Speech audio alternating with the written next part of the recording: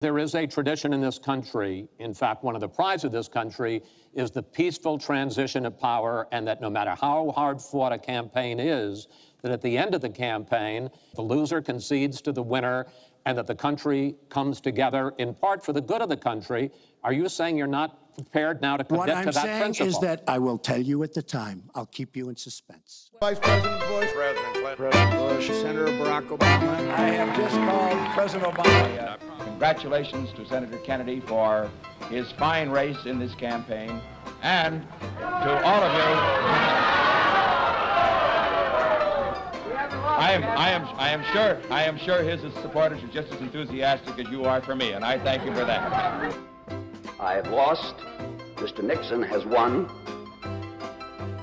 The democratic process has worked its will. So now let's get on with the urgent task of uniting our country. We will shed no tears because all of this effort, I am positive, will bear fruit for years to come. I want to assure you that you have my complete and wholehearted support as you take the oath of office this January. I've not achieved all I set out to do. Perhaps no one ever does. But we have faced the tough issues. We've stood for and we fought for and we have achieved some very important goals for our country. We didn't win, but we made history, and that fight has just begun. There is nothing you can do in this world more fulfilling and more satisfying than giving of yourself to others and making a contribution to your community and your state and your nation and your fellow citizens. I remain absolutely convinced that we are a rising nation.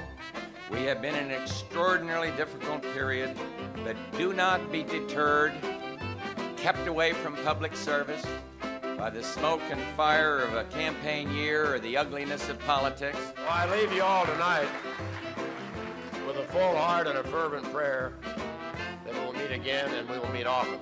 This has been an extraordinary election, but in one of God's unforeseen paths, this belatedly broken impasse can point us all to a new common ground, for its very closeness can serve to remind us that we are one people with a shared history and a shared destiny. In an American election, there are no losers, because whether or not our candidates are successful, the next morning we all wake up as Americans.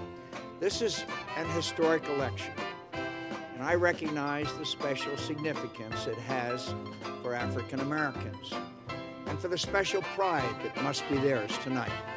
I so wish that I had been able to fulfill your hopes to lead the country in a different direction, but the nation chose another leader, and so Ann and I join with you to earnestly pray for him and for this great nation.